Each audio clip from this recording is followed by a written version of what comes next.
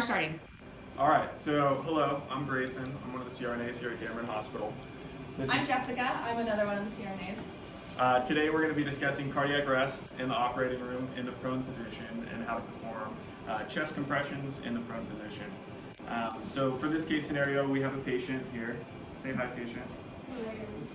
We have a patient who is already prone. We would be doing a lumbar spine case. We're going to assume that the patient's intubated and has an arterial line, and the patient goes into a rhythm not consistent with life.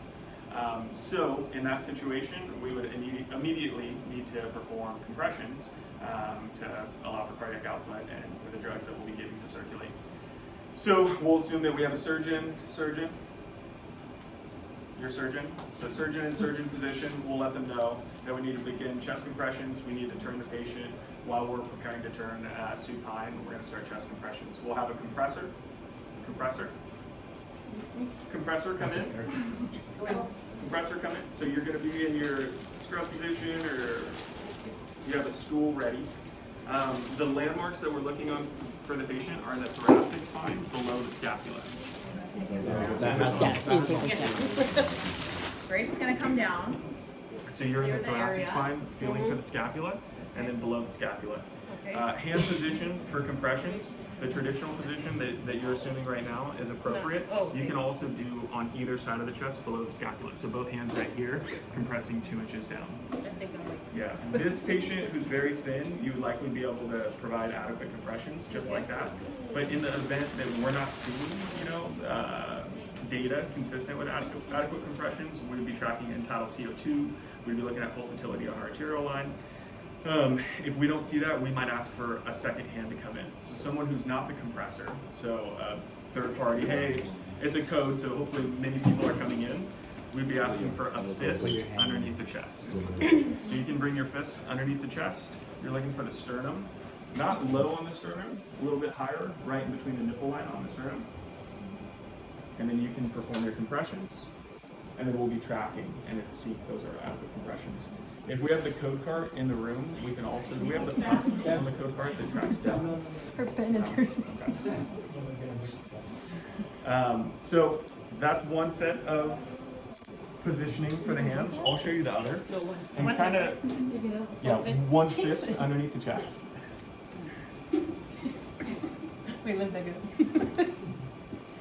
And then if you move your hands for a second. So what we're looking for is thoracic spine beneath her scapula right here. So compressing right here. And the whole idea is that we're compressing the heart against the sternum, and we're releasing completely, allowing it to refill and going. Everything stays the same. Rate, depth, everything stays the same. We're just in the prone position. Also, it's understood quality of compressions here aren't as good as they're going to be supine. So the whole idea is the surgeon's doing what he needs to do to close or be close enough so we can turn the patient. So everyone else that's coming in, the goal is still to turn the patient. We're just trying to do something in the minutes that it's going to take us to turn the patient. So someone should be bringing a bed in. There should be extra staff to help flip. Anesthesia is going to have the airway, but we're definitely going to need circulators and techs and everybody to help flip over.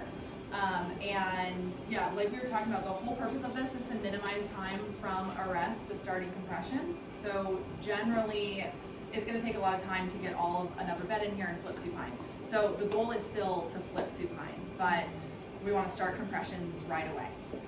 And just a reminder, we're going to start compressions and probably give epi. We're going to do compressions for 2 minutes and then do a pulse check. So when we're doing a pulse check, that's probably a good time to flip, because that's already, we only want to be off the chest for 10 seconds, right? So do compressions for 2 minutes, get everything set up, you can get pads on the patient when they're prone, and then flip, and then get right back on the chest. And you can flip them onto a board, you can have your bed all ready, so that we're not wasting time putting another board under the patient, putting pads on, getting them hooked up to the monitor. They're already on all that. Okay. So big takeaways: identifying landmarks, thoracic spine, fine scapula. Hands can be on either side. Hands can be midline. If we're not seeing adequate depth, we'll call for another person to come in, place a hand, nipple line, sternum. We'll be tracking if it's quality compressions. We're not saying that we expect these to be as good as supine. We're just expecting that we are doing compressions.